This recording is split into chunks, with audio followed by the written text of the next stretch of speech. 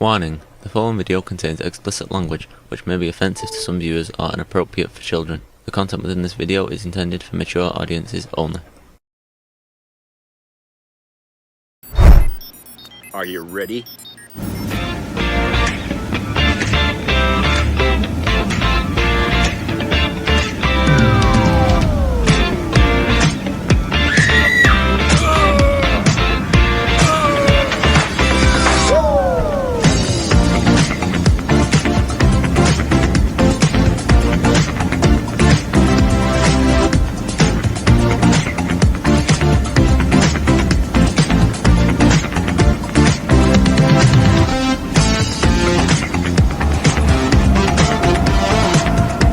Hey everybody, it's Jeff.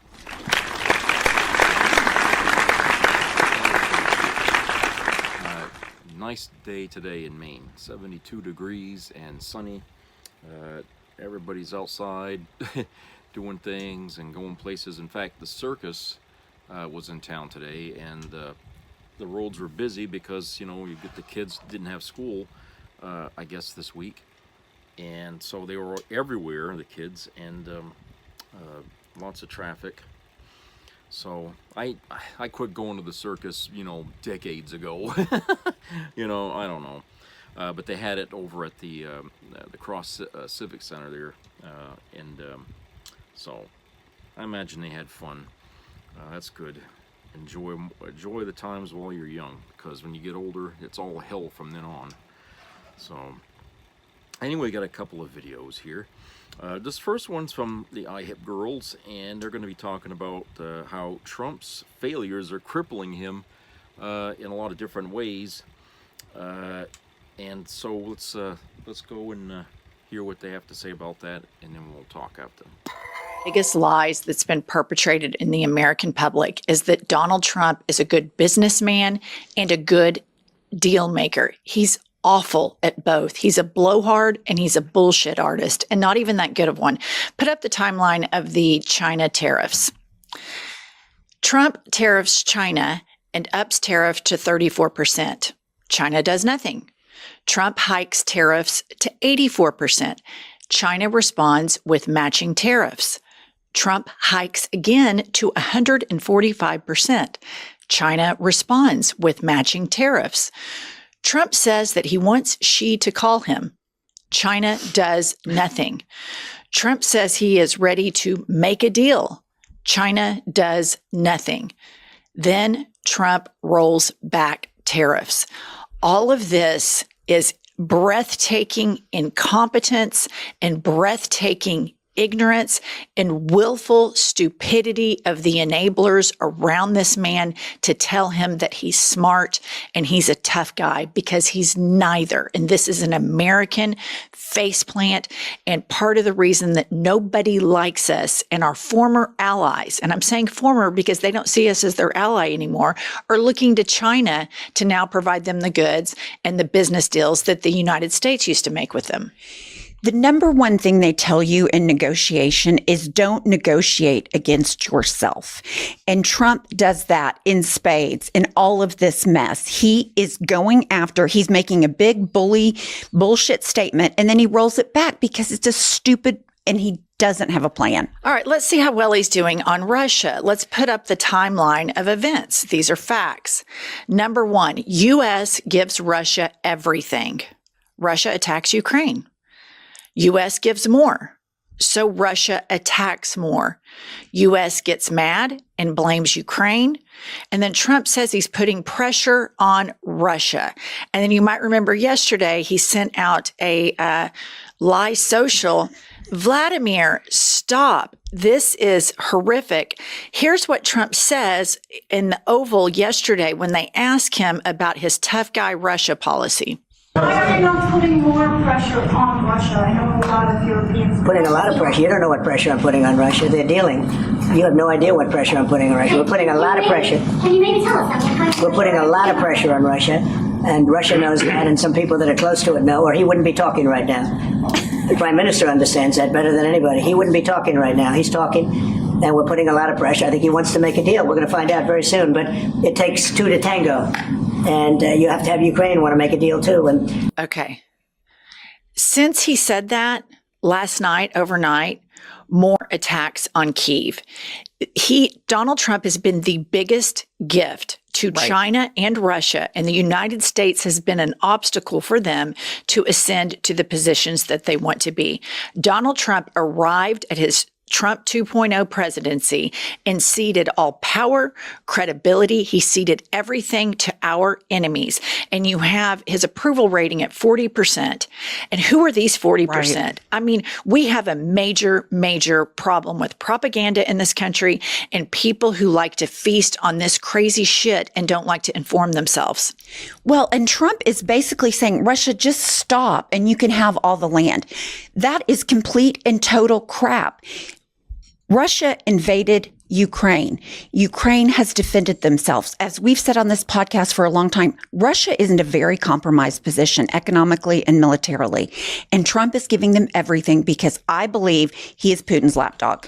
Okay. And then Trump's co-president, the infamous Elon Musk, of course. The biggest failed program the United States government has ever instituted is Doge. Put up these abysmal numbers. Robert Reich tweets, Elon backtracked on Doge savings goals from $1 trillion to $150 billion. But watchdogs report only $12.6 billion in verifiable savings. That represents just 0.173% of the U.S. federal budget for 2025. We're losing vital government services for basically nothing in return. And one thing that Robert Reich doesn't go into, because he makes such a brilliant point there, is the long-term effects of what these cuts have done and how unsafe and poorly positioned we're going to be with our USAID work in Africa. And I want to ask every MAGA Christian, every single MAGA Christian that goes to church, goes to Bible study, reads their Bible, triple trumped it up. How is it Jesus-like that you support the richest people in the world taking away food from the poorest babies, and then you put your head on the pillow at night? How do people live being so morally flawed and morally duplicitous? It is a cancer in this country. We have a crazy Christian problem, and it's gross. And that problem has enabled this Trumpism. Well, and Elon Musk, let's be very clear. What he has gained is he's stopped the investigations into his companies and into him. He has awarded himself government contracts. He has spent more money than the Biden administration. He has cut absolutely nothing. He's found no fraud, but he has enriched himself and taken himself out of the criminal exposure that he has. And I want to remind all of the real American crowds, we're real Americans, that this doesn't matter to me, but it does to you all. Elon Musk was born in South Africa, and that's just neither here nor there, but you guys claim that's a really big, important factor for you all.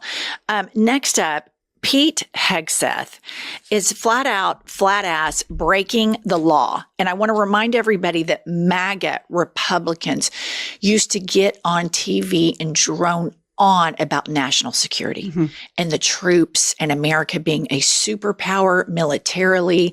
They went bananas when Lloyd Austin went to the hospital to have a heart procedure. They lost their minds thinking we could have been attacked at any moment. And then these same people don't say a peep when Trump appoints a very unqualified, untreated alcoholic that has like 1 million baby mamas and all these kids clearly mentally unstable, not to mention white supremacist tattoos, to be the Secretary of Defense. Listen to what this blowhard alky is doing right now. Listen to this. We're learning more about how he used it on his personal computer that also, according to this reporting, was connected to the internet on an unsecured commercial line that Louis and Catherine say is known as the dirty line. What more do we know about this? Yeah, Kena, this is just coming through moments ago. We are confirming reporting that had earlier been reported by the AP, and this just adds to the controversy around Defense Secretary Pete Hegseth. So as you said, according to two sources, we're learning that Hegseth used the Signal app on a personal computer in his office that was connected to the internet on an unsecured commercial line. What you mentioned is called a dirty line. And that was installed at Pete Hegseth's request so he could use the Signal app on his personal computer. So why is this important? Well, a commercial internet line does not have the firewall protections that the Department of Defense's unclassified system has. So that makes it potentially susceptible to being monitored, particularly if sensitive information is being communicated. All right, these are the people that wanted to lock Hillary Clinton up because she used a personal email server. Since then, you find out that everybody in the Trump administration does that. And that's how hollow these MAGA convictions are. They're not convictions at all. These people don't stand for anything. They don't even stand for national security. He should be fired immediately. And you can't tell me, I'm not a defense expert, but I do know that I read enough that for sure, every adversary of the United States of America saw this, all of this stuff, and he's doing it on these dirty Wi-Fi connections. I mean, my kids, my teenage kids, Gen Z, could do a million times better job hiding this stuff from people that shouldn't see it. And this guy's just boozing it up, looping his wife in, which is weird as shit. Weird. And I mean, this is insanity. Our brand, the American brand, is in the tank, from economy to diplomacy and all the way to human rights. I mean, we are in the shitter because of Donald Trump and these MAGA Republicans, and it makes me sick. I hate saying this, but I believe at first you think Pete Hegseth, it's incompetence. And then I look at over and over the security breaches. Now our allies or former allies have to use different ways of communicating because the United States is no longer trustworthy. I almost think this is on purpose. Like, I don't think this level of incompetence, it has to be nefarious, in my opinion. Pumps, I think you bring up a really good point, because why are they ceding everything that we had strength in just a few months ago? I mean, we were a huge problem for China. We were for their ambitions. We were a huge problem for Russia and their ambitions. And we had partners that promoted democracy and human rights. Were there problems? Yes. Were we perfect? No. But this administration comes in and cedes all of that. Right. And all the MAGA guys are like, American strength, American exceptionalism. We're real Americans.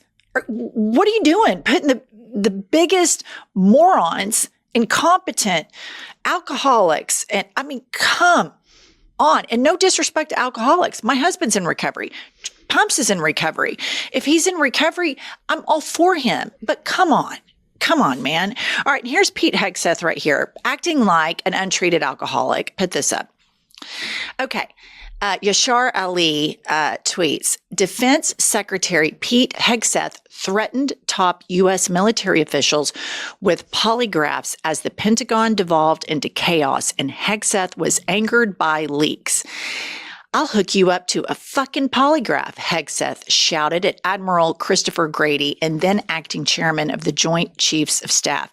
He also threatened Lieutenant General Doug Sims, the Joint Staff Director, with a polygraph. Why is he doing this? Because he did some bad shit and he's afraid they're going to tattletale. And that's why he's like, I'm going to hook you up to a polygraph.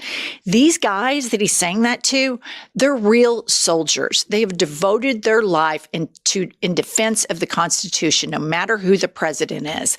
And then these guys waltz in. He's a Fox News guy whose mom was sending him letters telling him to get his shit together, whose wife has to babysit him on text messages at meetings. That's how unhinged he is. His wife has to be his full-time babysitter, and he's in charge of the United States military, threatening these lifetime career military members with polygraphs for telling on him for doing bad shit. Well, I think we can save ourselves the big mystery. He's the leaker. He's the security breach. The reason things are leaking out is because he's not securing them properly. He's the problem. And the fact that Trump has not fired him and Republicans have not called for his immediate termination, again, I hate to say it, it feels intentional. It's unbelievable. The autopsy on this and the complicit Republicans in this will go down in history as some of the most duplicitous, evil, diabolical hypocrites. And I want to leave you all with something that I think about this a lot from time to time. You know, Al Gore really won. He beat George W. Bush, and a corrupt Supreme Court elected by George W. Bush's daddy rigged it and said that George W. Bush won. What did George W. Bush do? Lied and got us into war. Hundreds of thousands of people dead. Horrible recession. Horrible in 2008. Did not know come here from Sikkim. And Al Gore was like, he talked about the environment before it was like politically mainstream, and just the mistakes we make by always giving deference to rich white men is going to be in that autopsy that I'm talking about. I just want to leave everybody with Al Gore with nothing to gain, nothing to lose, but genuinely cares about this country. And listen to this fire and take note, Schumer, and take note, Hakeem Jeffries. This is how it's done. Play the clip. Our Constitution, written by our founders, is intended to protect us against a threat identical to Donald Trump, someone who seeks power at all costs to get more power. And I understand very well why it is wrong to compare Adolf Hitler's Third Reich to any other movement. It was uniquely evil, full stop. I get it. But there are important lessons from the history of that emergent evil, and here is one that I regard as essential. In the immediate aftermath of World War II, a small group of philosophers who had escaped Hitler's murderous regime returned to Germany and performed a kind of moral autopsy on the Third Reich. The most famous of the so-called Frankfurt School of philosophers was a man named Jürgen Habermas. He described how the Nazis, and I quote again, attacked the very heart of the distinction between true and false. End quote. The Trump administration is insisting on trying to create their own preferred version of reality. They say Ukraine attacked Russia instead of the other way around, and expect us to believe it. At home, they attack heroes who have defended our nation in war and against cyber attacks as traitors. Okay, American white men, take note. This is masculinity. This is strength. This is intellectual and emotional honesty. And he spoke about these German philosophers doing a moral autopsy on the Third Reich. Where are you going to be in this autopsy? Are you going to be an appeaser? Are you going to appease the dismantling of American democracy, the egregious human rights violations that the United States government is doing right now with citizens and undocumented people, and sending them to concentration camps and belittling and ridiculing anybody that disagrees with you? Are you going to stand up to these incompetent, idiotic bullies? Where are you going to be, white men? We all need to get together, and I just applaud Al Gore. I love the energy. That's all we have right now. We'll see you all in a little bit this afternoon. Subscribe. We're getting close to 1 million. We really want that 1 million plaque. We're excited about it. Okay, see you all later.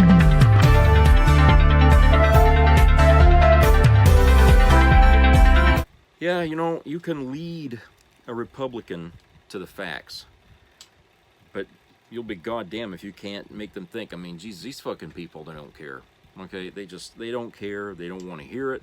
Trump, that's why Trump can lie without, feeling embarrassed, because he knows people will believe him. I just come to know that whenever Donald Trump speaks, he's lying. Even if it's something stupid in it, and even if it's not political, he's lying. Okay? I mean, the proof of that is and I don't want people to, quickly go back to the fucking tapes of it, but, look at the things he talked about during his campaign for president last year, okay? A lot of goofy things. Some shit he just clearly made up, and other people said that never happened. Okay, the guy lies all the fucking time. As a businessman, if you're lying all the time, I'm not sure that's good for business, right? So if that's the case, maybe that was part of the reason why he went bankrupt so many times, because he couldn't be honest about anything with his business. And being a president and being unable to be honest there when your credibility is shot, how can you be trusted to do anything? I mean, how can you, sort of broker deals with other countries if you can't be trusted? If anything, the trust has got to be there if you're a president. And from day one, Trump made it known that I'm not going to be trustworthy. I'm going to do what I want, and if I have to lie to get it done, then I will. So he made it known, from his first day in office, and I'm talking about his first administration. He wasn't going to fucking be honest, and so we expected that in this time around, and and sure enough, true to form, that's exactly what he's done. So he's hurt America, America's image around the world. Okay. Our former allies no longer have faith that this country is going to come out of it. In fact, we got people who have left the United States that are citizens and went in other countries and stuff because, for one thing, they have children and they're not feeling like it's safe for the kids to be in this country, and with the situation going on here. And I can't say I blame them for thinking that way, because hey, if Trump is going to start deporting people at random, whether you're illegal or not, whether you're Latino or not, okay, everyone's fair game now. Okay, everyone's fair game. So who wants to get caught up in that? Really, I don't think there's any reason why people should feel like, oh, we're safe. No, we're not safe. Okay, if you think this makes our country safer than what Trump's doing, you're wrong, because the victims of Trump's presidency isn't going to be people on the outside of the country. It's going to be the people on the inside. He's already closed off the rest of the world to the United States, okay, and made it so people don't want to come over here. So who's he going to pick on now? The people that are here. Even the citizens. That's all he's got left. So we're the ones that's going to be at the receiving end of his abusive behavior as president. So I like I said, I don't feel like it's a bad idea if people want to split, okay? And they shouldn't feel guilty about it, because look, for these people, there's more to consider than just your personal pride, okay? It's about your life. It's about whether or not you feel like where you're living is going to be, a target for Trump's wrath or something. Okay, certainly nobody can feel like they're protected. The idea about defending this country against enemies, foreign and domestic. The domestic enemies are not the American people; it's the people running the country right now. That's become our domestic enemies, because they are attacking us. Okay, they are the ones attacking us, and if we sit by and do nothing, they will escalate, because they'll feel like, oh, they're not going to say nothing, so we can kick their ass all the more. That's what they'll do. Some headlines here today. This one here says, a judge has blocked part of Trump's overhaul of U.S. elections, including proof of citizenship requirement. So you can imagine he ain't too happy about that. And then this other one here, as Trump targets higher education funding, Maine colleges worry their endowments are next. So, like I said, people have a reason to worry here, And, I got into this discussion with a person here online this morning about courts and stuff like that. And, the thing is, along with attacking Americans and ignoring the law, you also have a guy who does not care what courts think. Okay? He put people in the Supreme Court essentially to cover his ass. But, you know, they're starting to waver a little bit, and he's getting upset about that because, you know, he's crossing lines that they're uncomfortable crossing with him. And I'm not sure why they felt that Trump wouldn't do that. But the idea that they said that they would never touch the abortion issue, they would leave it alone, and then the first thing they did when they all got appointed to their positions is overturn Roe v. Wade, says they can't be too different from Trump. Okay? If they were willing to do something like that, which means, you know, the Supreme Court is a puzzle, but it's certainly not on our side. Right now, it's giving Trump a headache, but it's not on our side either, and, you know, they are responsible for a lot of the suffering going on right now in the United States here. And then China responded today, quote, China is not in talks with the U.S. The U.S. should remove all unilateral tariffs if it wants to negotiate, unquote. Bessent and Trump have just been negotiating with themselves. China hasn't been involved. So, you know, when Trump was coming out saying, oh, you know, China, we're working things out stuff. No, China is not saying a fucking thing. China's not talking to Trump. All right? And Trump is still going around telling people he's negotiating with China, you know, on the tariff issue. And it's not happening. It's just not happening. He's losing his mind, like I said yesterday. He's losing his fucking mind. And I think, you know, people, I don't know how long you can keep a man president when your mind is failing him that way. But there has to be a point here where you got to say, okay, I mean, the next thing he's going to do is take a shit in front of the fucking cameras here. If we don't do something, okay, you got to do something, and you know, you got to stop it before it happens, right? You don't sit there and hold a stick of dynamite while the fuse is being burnt and right to the last minute, because by the time you throw it, the fucking thing's going to blow up in your face anyway. So, you know, why wait? Okay, Trump's falling apart mentally. It's time to get him out of office, okay? He's done enough damage with his stupid fucking mental problem. It's time to get him out. Jesus. And then here's this other item here. It says, fearing Trump's visa crackdown, college students race to scrub op-eds. The nationwide spike began last month after Rumazia Ozert was detained by immigration officials. She had co-published an opinion piece in support of the Palestinian terrorists in Tufts student newspaper a year earlier. So you see, no, people don't have a reason to leave. Yeah, they got a reason to leave the United States.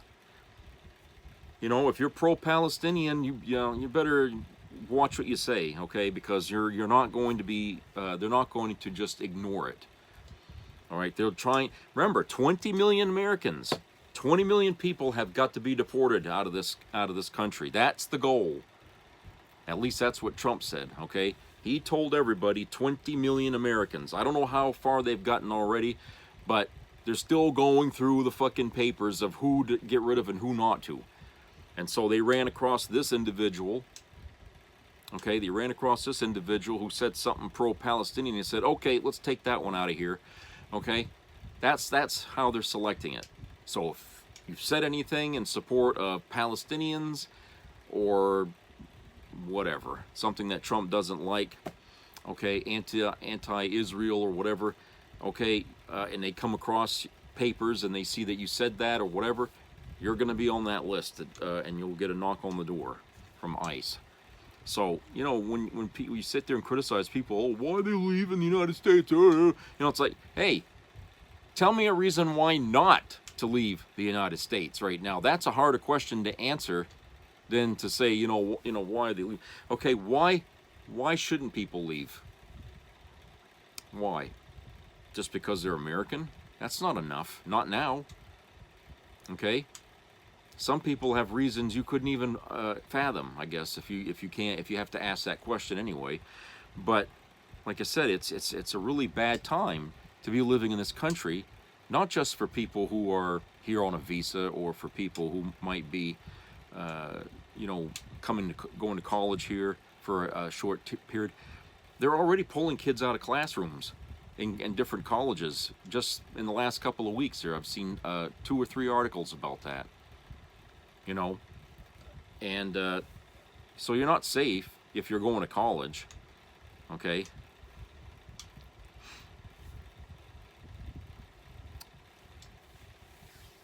Like Tim Waltz said, if you say you love freedom, but you don't believe freedom is for everybody, then the thing you love isn't freedom, it's privilege, And that's what the Republican MAGA party like. It's not freedom, it's privilege. Whenever you come to them and talk about freedom of speech and all that shit, they don't want to hear it. What they want to say is, no, you don't deserve to have that freedom of speech. That person does, okay? One of our own deserves to speak. You guys don't. You see what I'm saying? That's what they like. That's what they fucking like. And there's still this horror going on here of what RFK Jr. had said over autism. The comments he said, what did he say? He goes, it's a preventable disease. And he claimed that people with the disorder will never go out on dates, pay taxes, or write poems. Doesn't that sound a little bit bigoted? You know what he's saying there?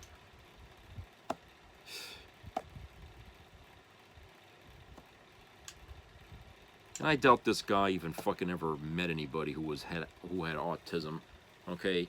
Because if he did, he'd know that what he just said there is as empty in words as it is in meaning, because it's not true. It's just not fucking true. I think I've met a couple of people in my life that had autism, and otherwise they seem pretty fine. I don't know if there's like different degrees of autism, but the ones that I've met that I know for sure have autism, they seem to function pretty well. Okay, they just have their quirks and that's it. I got quirks too. I got them coming out my ass. I mean, it's okay. Everybody does. Okay, so I guess we're all autistic, right? And then, I don't know if this will show up here. You see this picture here? This guy here spray painted over this big coin-looking thing here. Okay, and what it is, it's a presidential seal that's in the Trump Tower, and it says the number 45. Well, he went in there, and he spray painted over that with the letters USA in green paint. Okay, and instead of running away after he did it, of course, it wouldn't have made any difference. He just sat down on the floor and waited for the police to show up, and they did, and they escorted him out of there under arrest, okay, for vandalizing that seal at the Trump Tower. That's where it was, in the Trump Tower, which I thought, didn't he sell that fucking thing or something? I mean, I thought the Trump Tower isn't the Trump Tower anymore. It's like, I don't know. Anyway, that's where it was. And so they went in there and they arrested him. He didn't resist or nothing. But there was like 10,000 people there recording him do it. So, I mean, it's like you couldn't run away anyway because they got him on his face. He didn't try to hide it. He's a smart one. He knew that there's cameras everywhere. You can't do anything without getting recorded. So why try to run? You might as well just wait for them to show up and come and get you, Oh, boy. And then this one thing here where it says, head of Trump's faith office says women must submit to men. yeah, a woman telling other women, she's the head of Trump's faith office. I can't remember her name now. She's telling people that women must submit to men. Really? I guess then she should cede her post, right? Being as a head of the faith office. Faith office? What the fuck?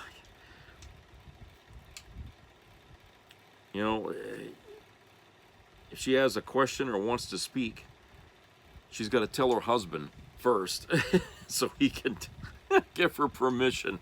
You know, I mean, you see how far these fucking people are going to go here on the MAGA side, okay? It's really despicable. And, yeah, this was the fellow here who was saying that China's not negotiating with Trump on anything. They haven't talked to Trump in a long while. So, I mean, it's like, you know, whatever Trump's saying today is, you can ignore it because it ain't true. He's lying, you know.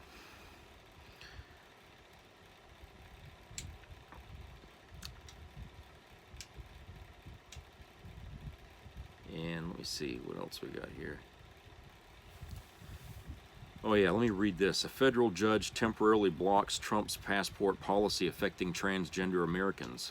A federal judge has blocked a Trump administration policy prohibiting the use of the X marker on passports, as well as updates to sex designations. The ACLU sued the Trump administration over the policy on behalf of 5 transgender Americans and 2 non-binary plaintiffs. ACLU attorney Sruti Swaminathan said the policy would harm transgender, non-binary, and intersex Americans by inhibiting them from getting an accurate passport. Quote, "This ruling is a victory for our clients and sends a positive message to transgender, non-binary, and intersex Americans across the country," unquote, Swaminathan said. U.S. District Court Judge Julia Kobik temporarily blocked that Trump administration order from adopting the policy that only recognizes people by their sex at birth. On Friday, the judge ordered the State Department to issue passports to 6 of 7 transgender and non-binary plaintiffs while their lawsuit plays out in court. The judge's decision was based on findings that the policy is likely unconstitutional and violates the Administrative Procedure Act. So,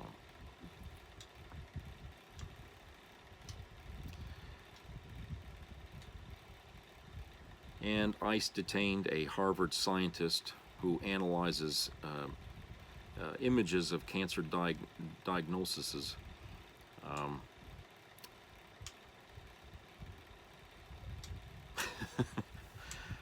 You see what I'm saying about 20 million people have to go. Doesn't matter who they are or what they are.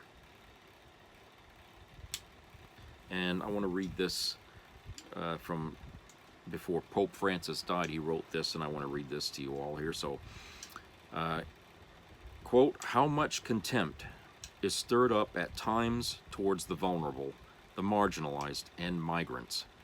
On this day, I would like all of us to hope anew and to revive our trust in others, including those who are different than ourselves, or who come from distant lands, bringing unfamiliar customs, ways of life, and ideas. For all of us are children of God." Well, you know who he was sort of directing that at, right? You know. Okay, let's go to a commercial break, and we'll be right back.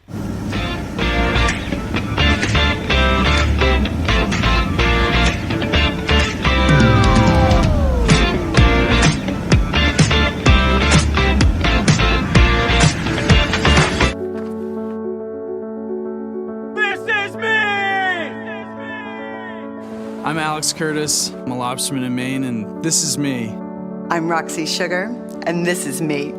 I'm Eric Hopkins. I'm an artist, and this is me. This is me.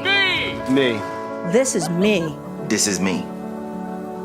At the end of the journey, the main thing is you, original.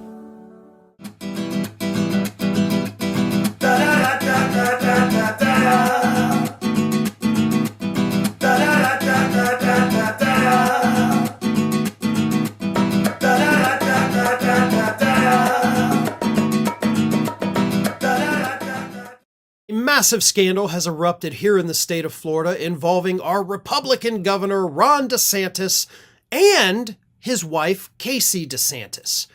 And of course, the national media is pretty much completely ignoring this story that was first reported by the Miami Herald even though this story does have national implications due to the fact that Ron DeSantis wants to run for president again and Casey DeSantis wants to run for governor of Florida.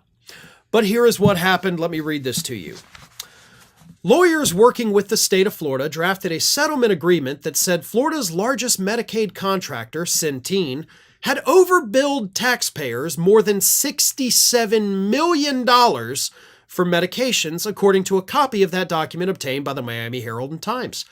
But instead of returning all of that to state and federal taxpayers, the administration sent $10 million to the Hope Florida Foundation, which is a nonprofit charity run by Casey DeSantis, the wife of the Florida governor. So, Centene overbilled us, the taxpayers, $67 million through the Medicaid program here in the state of Florida.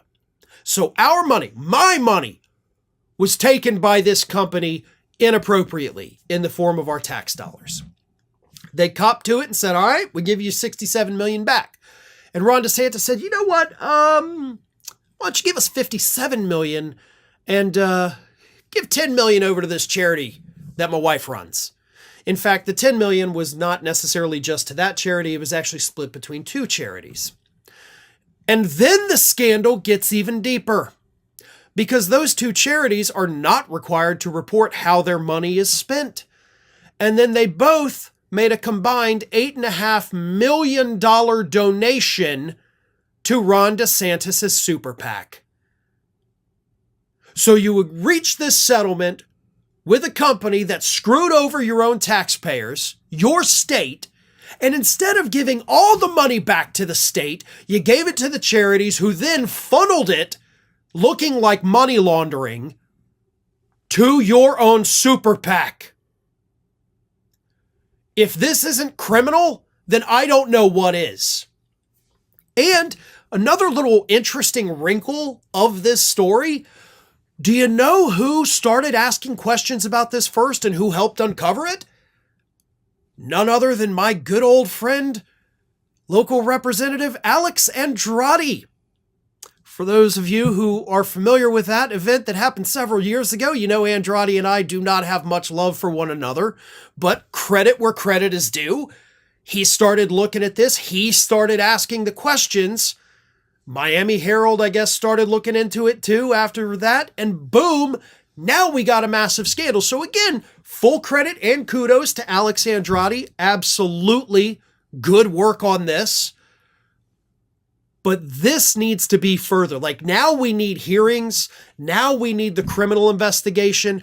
This cannot stand. Again, this involves two people at the highest level in the state of Florida, one of whom wants to run for president, the other wants to run for governor.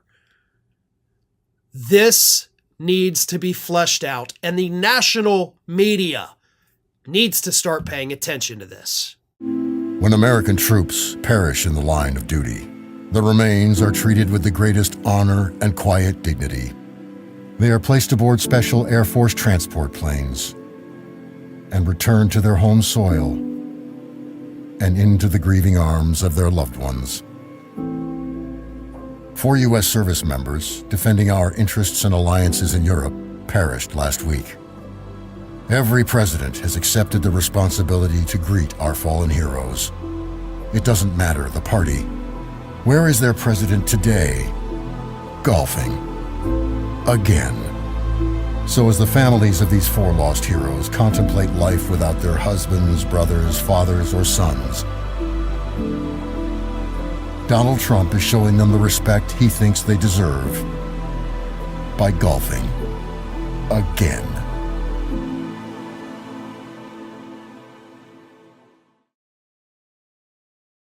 Never mix salt with these 2 ingredients if you don't want your hose to be rock hard tonight. Every time you see an older man with a young woman, you can bet he's using the salt trick. In fact, I've been left unable to walk for more than 4 days because of it. This talk about women only wanting money is just an excuse from guys who can't perform in bed. What women really care about is whether a man can heat things up in the bedroom and keep everything working. Having worked in the adult industry for many years, I discovered this after watching a video by Emily, a friend and former adult film star. In the video, Emily reveals that every man has a little hidden button on his body. When activated, it can make even 80-year-old men stand tall and be ready to handle any young woman for 2 straight hours. Dr. Jack Jordan scientifically proved this, and the method works so well that it makes your body stay rock solid whenever you want. All you need is the salt recipe in the morning with a bit of warm water. It takes less than 15 seconds. Fun fact, this recipe was banned for over 40 years because it threatened the sales of the famous little blue pill in pharmacies. After the video about salt featuring the ex-actress went viral, I can now share it here. Just click the link in the description or the pinned comment to access everything you need to make this recipe. Watch the video alone because it includes some very steamy practical demonstrations. Jack shows exactly how to do it and the results it delivers instantly. Everything you can imagine happens right in front of the cameras with nothing censored. So grab your headphones, click the link below, and get ready for content so hot it might even make you want to join in yourself. Holy fuck. Were you just checking out her ass? No, I wasn't. You know what? Fuck this. Wait, babe, calm down. Oh my god. Mary! I am sorry!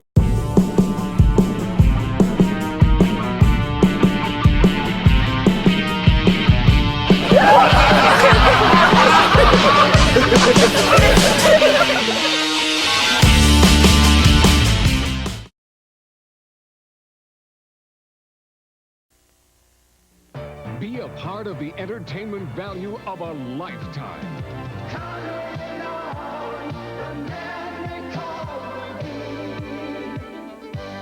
I loved it. It was the best performance I've seen in a lifetime. I loved the show. I liked it very much. He's a very entertaining man. It's well worth the money. Now appearing in Charlottetown, coming to Halifax November 6th to the 18th, and St. John November 20th through the 26th.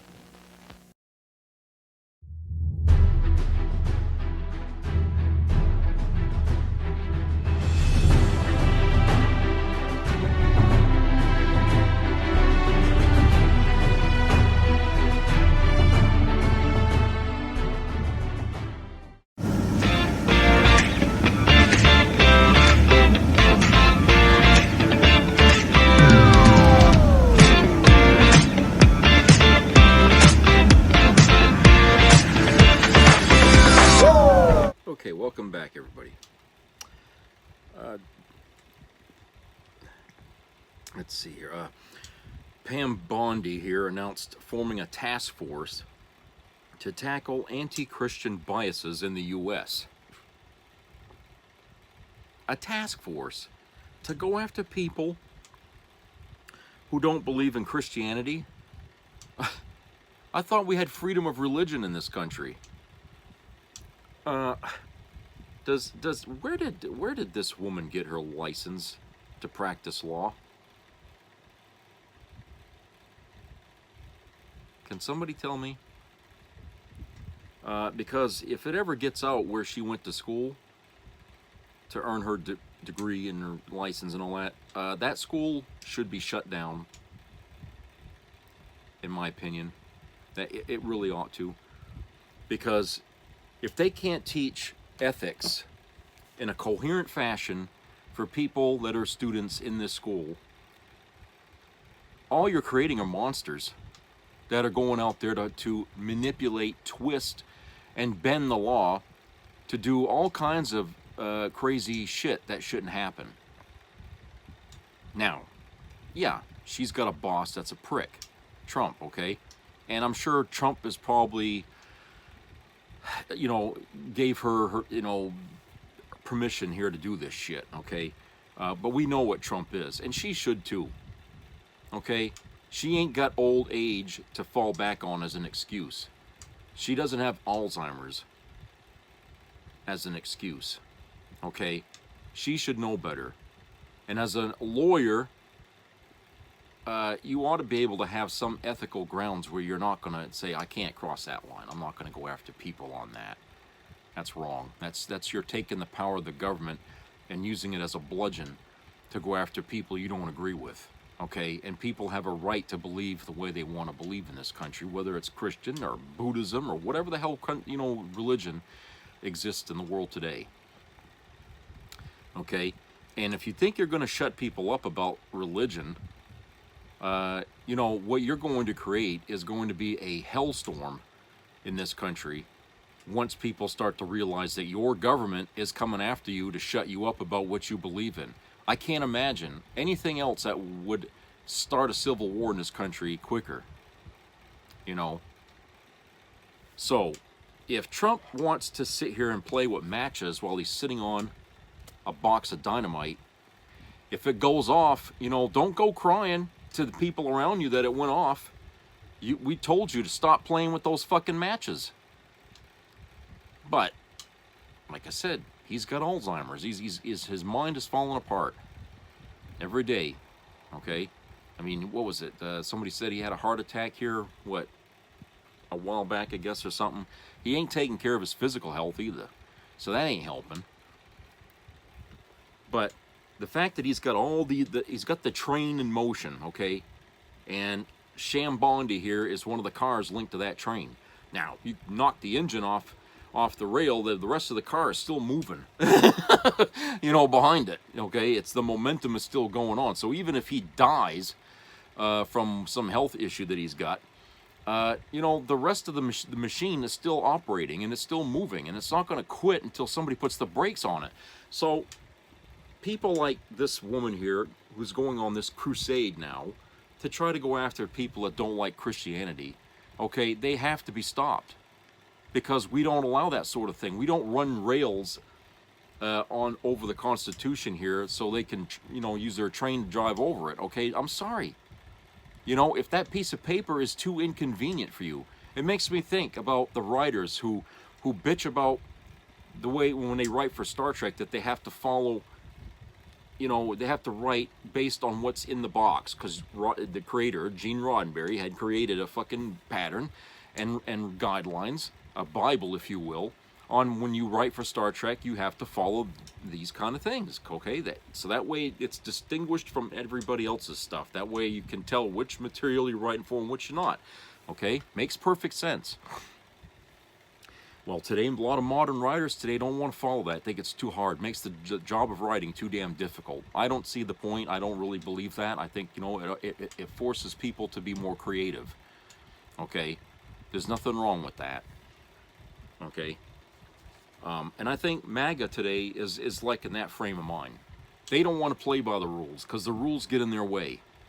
Well, if it's getting in your way, then maybe what you're trying to do isn't right for this country, because the founders of this country wanted America to be like this, okay? You know, and if you're inside just banging the fucking walls trying to find a way out of that thing, then maybe it's not for you. Maybe the country is not for you. Maybe you need to go to another country where those rules are different. You know? Why fuck with what we have just to appease yourself, but make it miserable for everybody else? It's not fair. You're the minority. You don't get to say that. So people like Sham Bondi here doing what she's doing, okay, I'm sorry, but, you know, you don't have any right to do that. Okay, that's outside the box of what we have for a government here. We have it specifically laid out. People have a right to their religion, whether you agree with it or not. Okay? So this other video I have is from the Humanist Report, and he's going to talk about how we got too many conservative Democrats. Okay, I know that's an oxymoron, but there are such a thing. These people keep trying to pull the entire Democrat Party to the center, even to the right in some cases, especially now. And he's going to lay out why that's a problem. So let's go and listen to that. Total bullshit that is buying into the right-wing media narrative. And I'm so sick of Democrats like you selling out and saying this. It happened. It finally happened. Someone finally put Rahm Emanuel in his place. One of the smuggest pricks in all of politics. And I thought that it was going to happen a couple of weeks ago when Jon Stewart brought him on The Daily Show. but it wasn't as confrontational as I'd hoped. In fact, it wasn't confrontational at all. They were both pretty friendly and mostly talked about Donald Trump and joked about who was taller. And I've got to say, Jon Stewart kind of let me down here, especially because Rahm Emanuel talked about how Republicans win because Democrats keep disappointing people, but Jon didn't bring up his role in Democratic Party disappointment. As the White House chief of staff under Obama, he pushed Obama to water down the Affordable Care Act, even though it was already right-wing legislation to begin with, but he laughably thought that it was too comprehensive.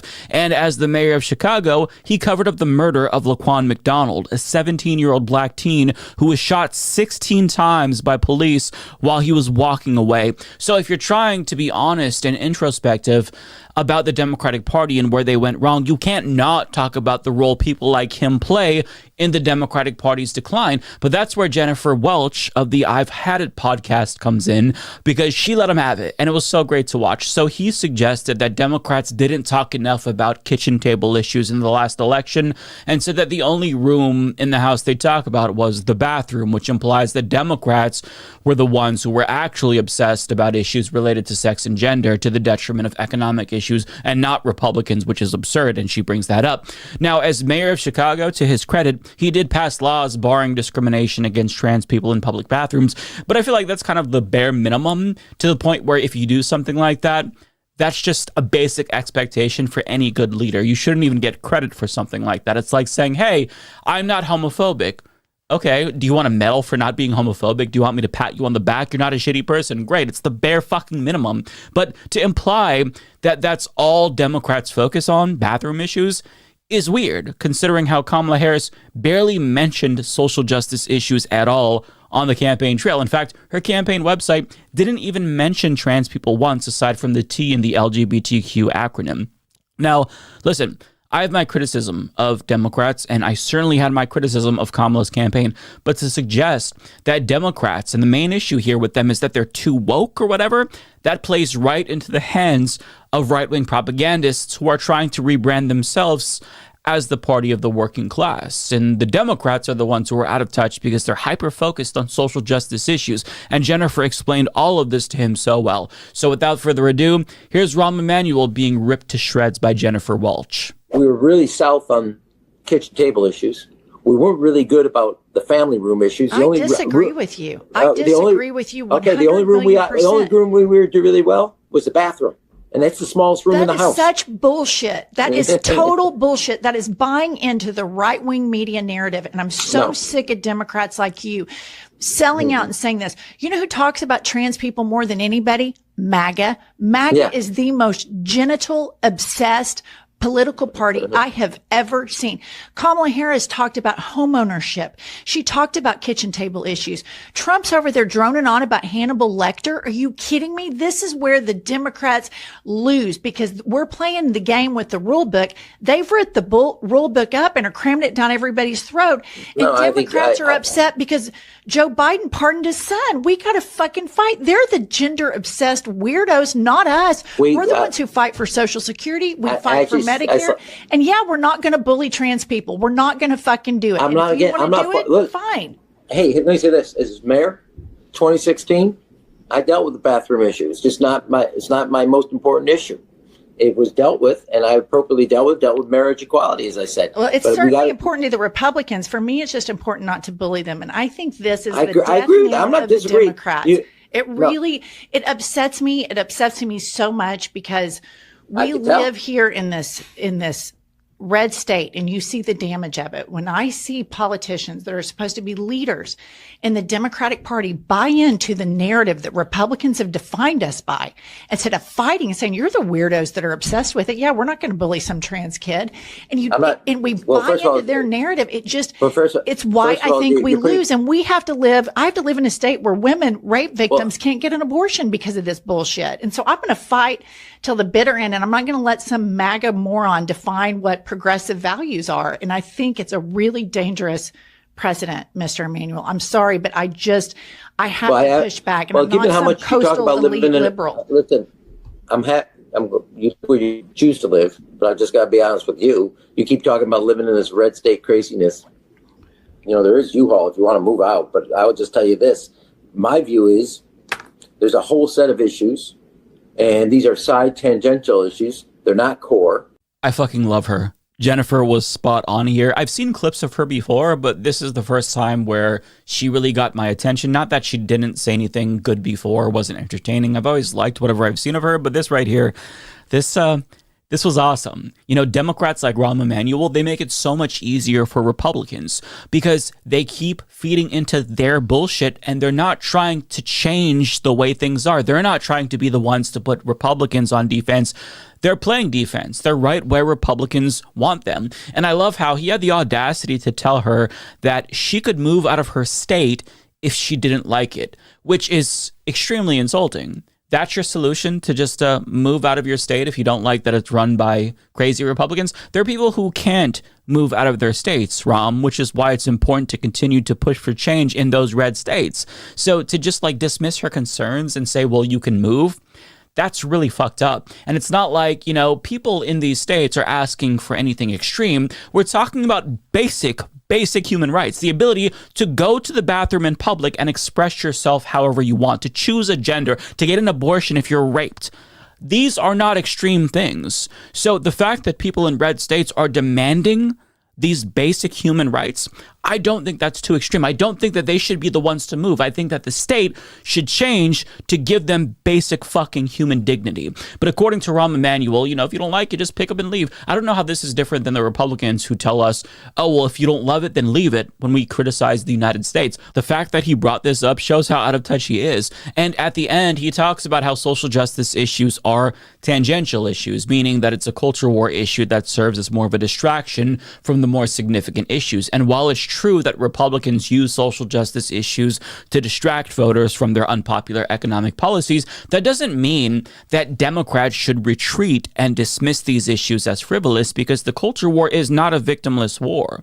We're seeing what happens right now when Democrats retreat and don't fight so-called culture war issues. You know, for years, they ignored Republican lies about Biden having an open border, and now immigrants are arbitrarily being shipped to foreign gulags without due process. See, this happens when the country thinks that things are so bad that mass deportation is okay, and a candidate can run on mass deportation and voters can think, actually, that sounds good. Like, you can't allow Republicans to monopolize discourse ever on any social justice issue because you think that they're frivolous, or you think that there's more important things. You have to push back and defend marginalized people and expose how the right is trying to scapegoat them to hide their real agenda, which is to transfer more wealth to rich people.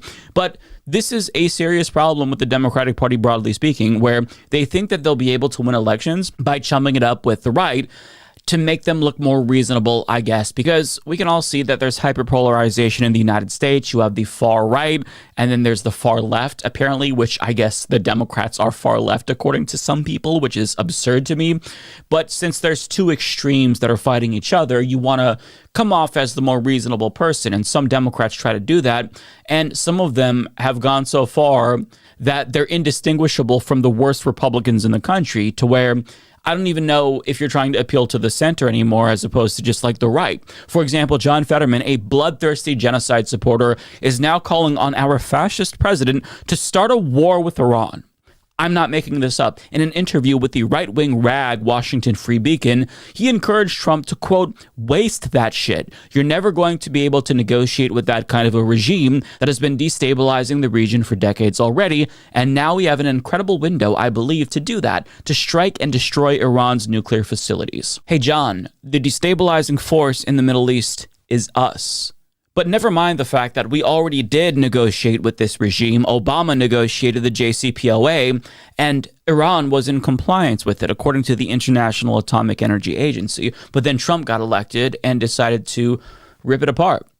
And now we're in a situation where Iran is once again trying to enrich to the point to get a nuclear weapon, because since they're no longer bound by that agreement, you know, they think that that will be a deterrent from U.S. aggression, which is something we talk about all the time. You know, John Fetterman is talking about wanting to bomb Iran right now. So why wouldn't they want to come up with some sort of a deterrence? It's not that you can't negotiate with them, it's that we choose not to. But the senator from Israel, John Fetterman, is encouraging our madman president to launch a regional war in the Middle East simply because Israel is his real constituent. Benjamin Netanyahu, that's the person who John Fetterman represents, which is why he's aligning with fascists to do the bidding of Israel. But it's not just John Fetterman, because Gavin Newsom decided to start a podcast, as you all know, where he talks with fascist criminals and literal white supremacists, I guess in an effort to appeal to centrists who are going to be happy about white supremacists like Charlie Kirk. I mean, I'm not really sure what he's going for here, but this is what he's doing to run for president in 2028. He's trying to come off as the reasonable Democrat who's willing to have these tough conversations with people who he disagrees with. But he ended up getting massive backlash because in these conversations that he had, it wasn't so much as a conversation as it was right-wingers running roughshod over him. And it doesn't seem like he understands why people are so upset with these podcasts that he's been hosting. According to The Hill, quote, "The reaction when I had Charlie Kirk and Bannon on was exactly to me exhibit A of what I feel is wrong right now with my party, an unwillingness to even engage and platform to listen," the California governor said. Democrats, he said, wanted it to be a debate, take the guy down, as opposed to these two voices had a disproportionate impact on the voice you're hearing every single day in the megaphone in 1600 Pennsylvania Avenue. So maybe we should pay attention and at least express the desire to absorb and learn from what they're doing and how successful they've been, Newsom added. Well, let me help you out here, dipshit. The reason why you have to challenge people like that if you're going to platform them is because they are fucking wrong. But you didn't do that. Instead, you praised Charlie Kirk. You gave him a sloppy BJ. He's an open racist, and you told him how much of a fan your son is of him, which is a failure as a father on your part, by the way, and you agreed with him that trans people should be second-class citizens. You also let Steve Bannon spew lies about the 2020 election and didn't push back, and what you're doing is not helping Democrats, you're helping them grow. Right? This isn't going to make Democrats seem more reasonable. You're going to make them seem more reasonable. It is legitimizing them and priming your liberal listeners to think that their antiquated beliefs are actually valid, since the governor that they trust is platforming them and listening to them and even praising them. There's a reason why right-wing podcasts rarely ever bring on liberals and lefties. And when they do, it's always confrontational because they understand the value in setting the agenda, and apparently you don't. And don't pretend like this is about anything other than you pandering to the right in an effort to get them to vote for you in 2028, because even CNN sees through your bullshit. By the way, not one person ever in my office has ever used the word Latinx. So can we finally put that to bed? Yeah, we agree. But where did that even No come? more Latinx, everybody. Well, I just didn't even know where it came from. I'm like, what are people talking about? But there was a person who used Latinx. It was actually a really important person. It was him. Right? Yeah, that's right. And look, these aren't minor shifts. These are progressive issues that Gavin Newsom used to champion until fairly recently. And now he's not just walking away from them. He's sort of acting like they were never legitimate with that clip talking about Latinx in the first place. But let's take Latinx. We did find somebody who used it repeatedly in his office. Let's take a listen to this. I hope we can really paint a picture in terms of our consciousness of how impactful this has been on the Latinx community. The Latinx and Black communities. You've got politicians that are banning not assault rifles, but the word Latinx. They're not even serious. Yeah, so if the party is serious about changing for the better, they have to start by ridding themselves of self-serving opportunists like that. People like Rahm Emanuel, John Fetterman, and Gavin Newsom, and others that we haven't named today, they think that the Democratic Party's ticket to victory is to become right-wing themselves in order to adapt to what they believe is a broader cultural shift to the right. But Republicans will never vote for diet Republicans when they can have the real thing. So if you're already conservative, you're not going to suddenly consider a Democrat who's saying right-wing things. You're going to think that they're pandering to you and then vote for the Republican anyway. And this isn't just me saying that. Political science studies show that this strategy isn't just ineffective, it's actually counterintuitive, because when center-left parties shift to the right, they alienate their own base. And towards the end of her campaign, when Kamala Harris shifted to courting Republicans almost exclusively, with Liz Cheney stumping for her, there were signs that the left was feeling alienated and growing disillusioned with her campaign. And sure enough, turnout for Democrats was low and she lost. And the left was already frustrated with her since she refused to break with Biden on his support for Israel's genocide. So when you ignore issues that are important to your base and you try to court the other side, you hand them a giant victory. When you boast about how you're tougher on the border, perhaps even than Donald Trump, you communicate to voters that Republicans were actually right about immigration all along. When you ignore trans issues and don't defend trans people from GOP attacks, you let Republicans fill the void with their hateful rhetoric. You won't beat Republicans by becoming Republicans. You'll beat Republicans by offering an alternative to Republicans. And that is why it was so cathartic to see Jennifer Walsh rip Rahm Emanuel a new asshole, because this strategy does not fucking work. And it's about time Democrats get that through their thick fucking heads. And the ones who already understand that need to do their part to cleanse the party of these right-wing ideologues, saboteurs more specifically, who keep pushing this strategy. Any Democrat who tells you you need to move to the center or the right to court moderate voters is setting you up to lose. Yeah, I mean, look, there certainly is a problem with Democrats being a little too appeasing too much to the right these days, okay? And I think that's part of the reason why the Democrat Party, suffers with, people leaving the party, coming back to it, leaving it again, coming back to it. It's because people are looking for a party that's more progressive, that leans more to the left, that defends the working class and people's life and their privileges and stuff, and instead what we got is a party that's worried they can't win, okay? And if that's what they think they have to do to win, then they haven't really come to the right answer yet, okay? And the truth is that people right now are not looking for a party that's willing to step towards the center and maybe dip their toe into the right wing. No, we're looking for people like Tim Walz, who isn't going to cater to the right wing or give into that because he knows what's right and what's wrong. And the thing of it is that the MAGA people are doing everything that's wrong in this country. And Tim Walz and people like him don't want to be part of that. Okay? They said, no, this is not what America's about. This is not what we do. Okay?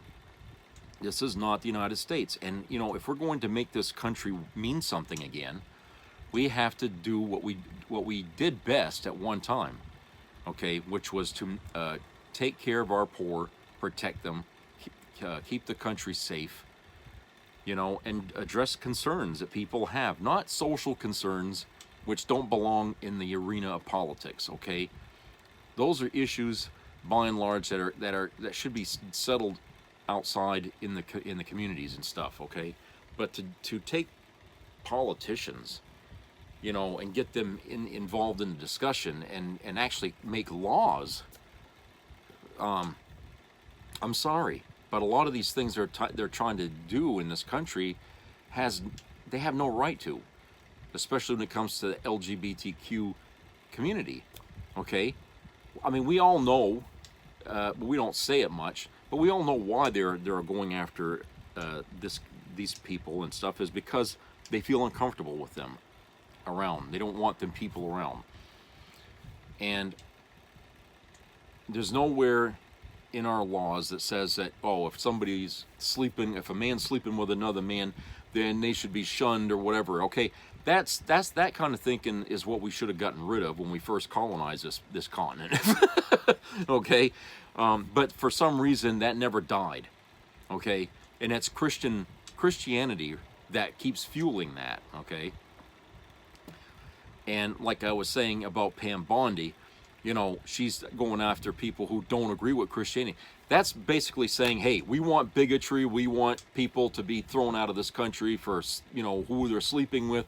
We don't want people in this country that believe in this. You know what I'm saying? It's like, Sharia law, Christ. I mean, and all the time, last few years, I've been hearing Republicans saying, this is a Christian nation. No, it's not. It's no more a Christian nation than Iran is a Christian nation, okay? It isn't.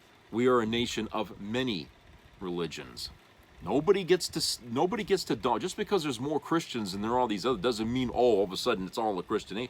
No, because the minute you say that, you're telling those people who aren't Christian, you're not welcome here. We don't want you here. Okay, we don't want you here if you're not going to believe in Christianity. That's what that says. That's the same thing as saying if you are not white, we don't want you in this country. We're doing that too, aren't we? See how bigoted and racist our country is? And I'm sure a lot of Republicans would get all pissed off for me saying that. But how can they prove me wrong? Try and prove me wrong, for Christ's sake.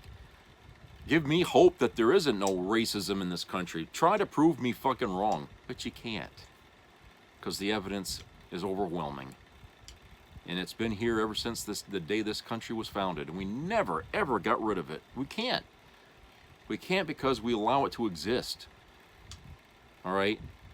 Because we give certain groups the right to exist, you know, that are really not nice to other people, you know, like the KKK.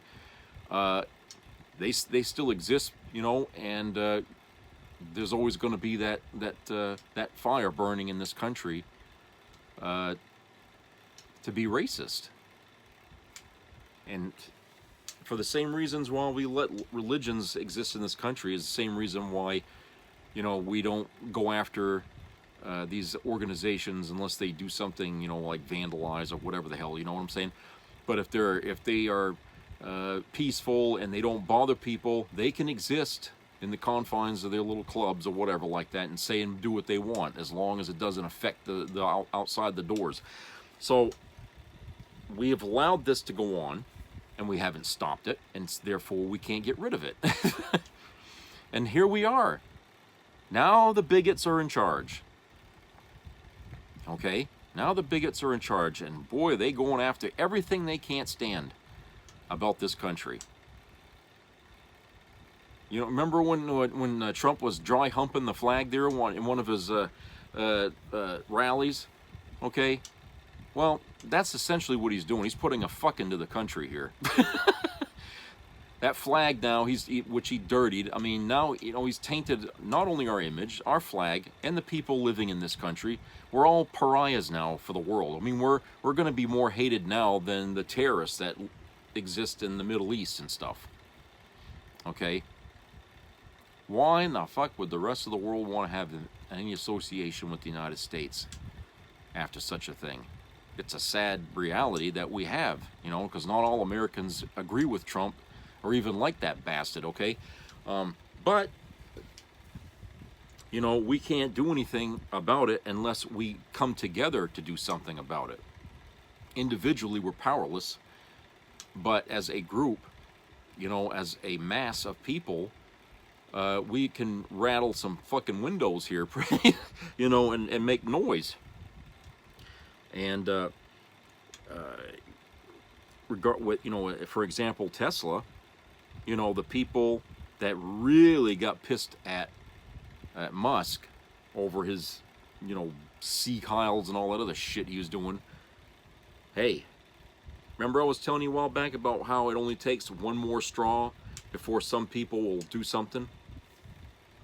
Okay, obviously what he did offended certain people in this country who find Nazism to be really offensive. And of course it is offensive. But for some people, that's a trigger. For some people, that means war. Okay? They're not going to sit idle and let that Nazi shit stir back up again. Okay? They stomp that into the ground. And there's always people out there that are weary of that are trying to reignite it. And when they see it, they go after it. Okay? So, you know, Musk does this, you know, thing, and people respond. So, like everybody, like I said, everybody has that trigger. And we don't know what it is until, you know, until it's pulled.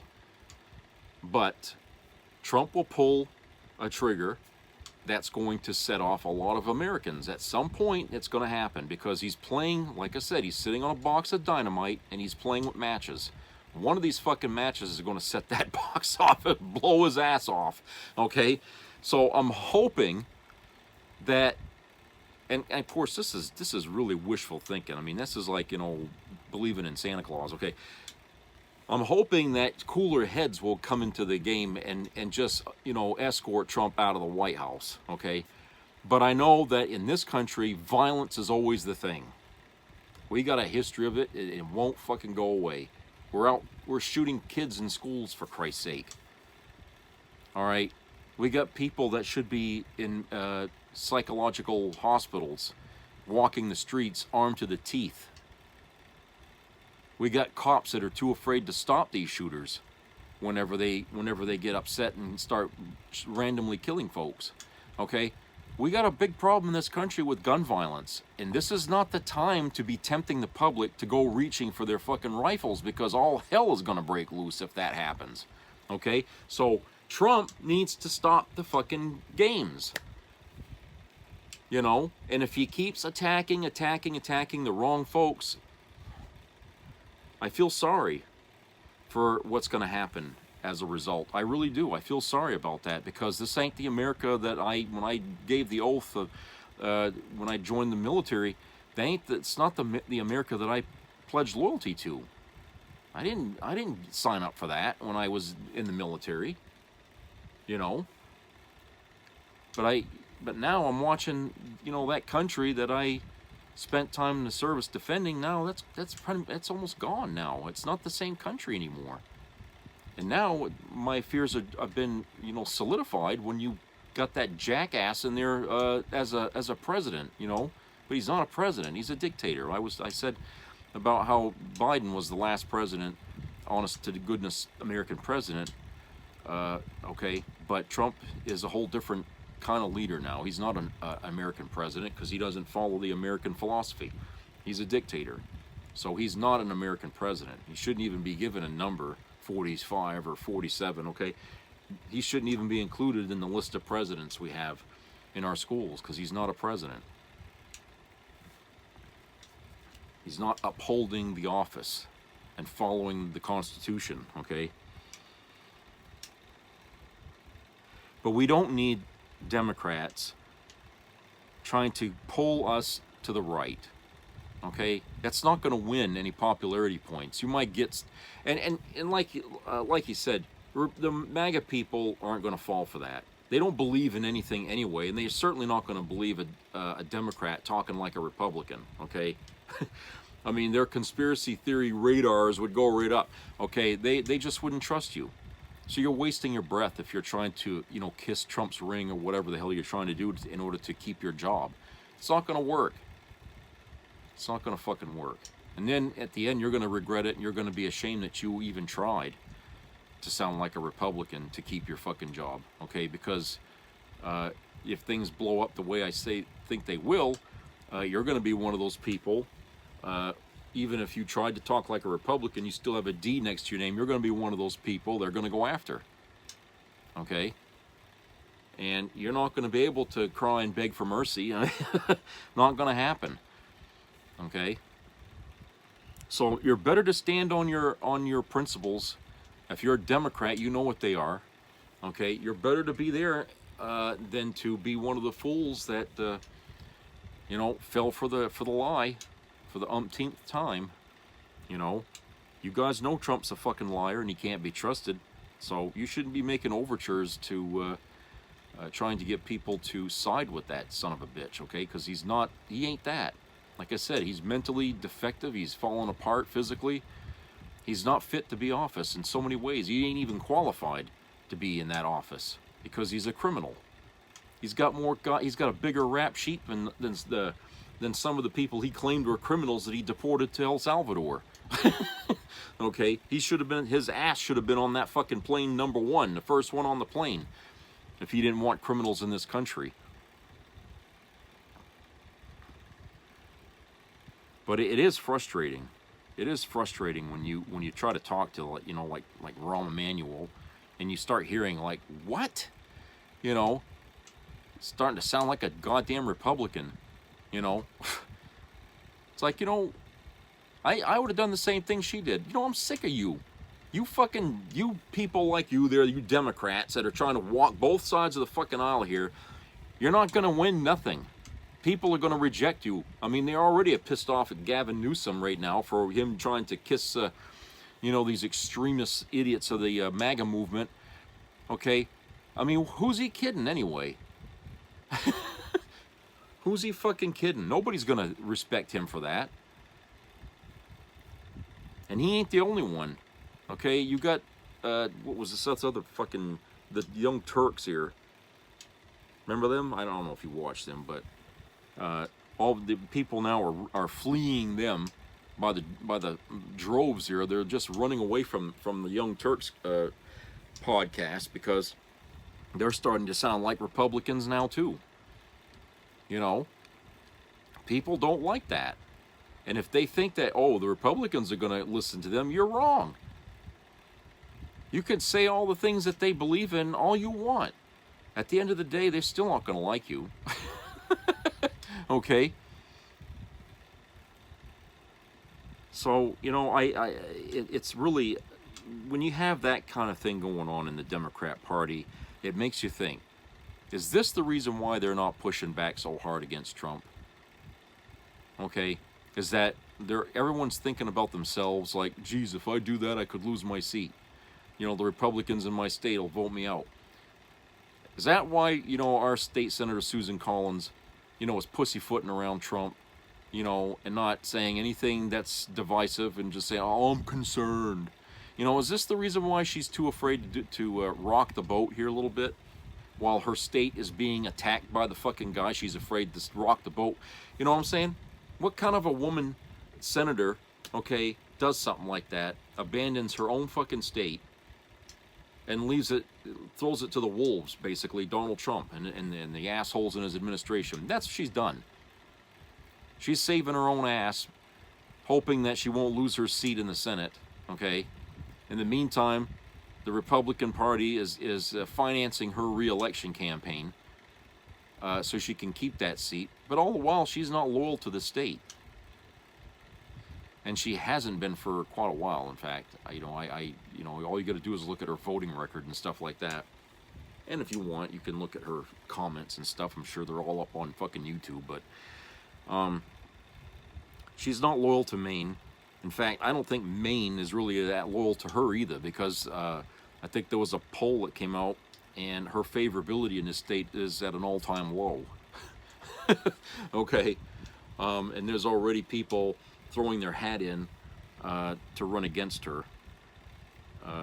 So it's, you know, I'm hoping they get rid of her, but I'm also hoping that the Republicans don't have, you know, somebody else in mind to replace her, you know, with another lackey there or their own arm. So I just, you know, you don't know.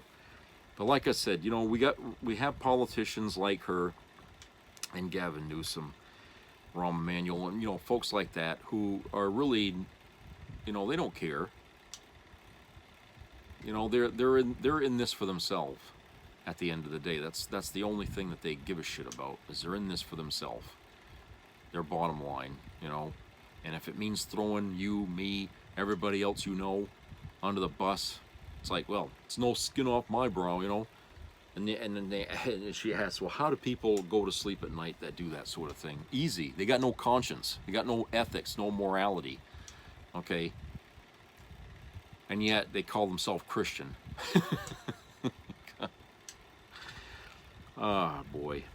What a world we live in, huh? It's almost sad in a way that if you're really smart, you get to see the truth about things in your world, and the more you learn about it, the worse the world looks. But we also have to remember that what we're looking at isn't the world, it's the people living in this world. Everything else about the world is fine, okay? You take the human race off this planet, and the planet would be wonderful, okay? But the minute you take the disease of humanity and you throw it into this goddamn soup here that we call Earth, everything goes to shit. Okay? We really are. If it ever came out that says humanity was not originated on Earth, that it came from some other world, I'd believe that. because we certainly don't interact well with this planet.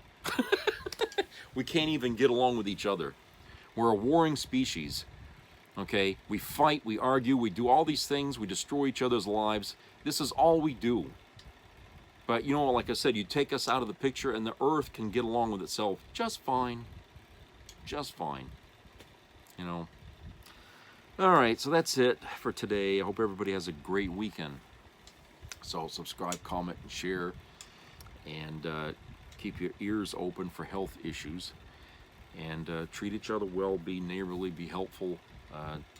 Don't let anybody, you know, get in too deep of trouble if you can help it. So just be nice. I'll talk to you guys later. Take care. Bye-bye.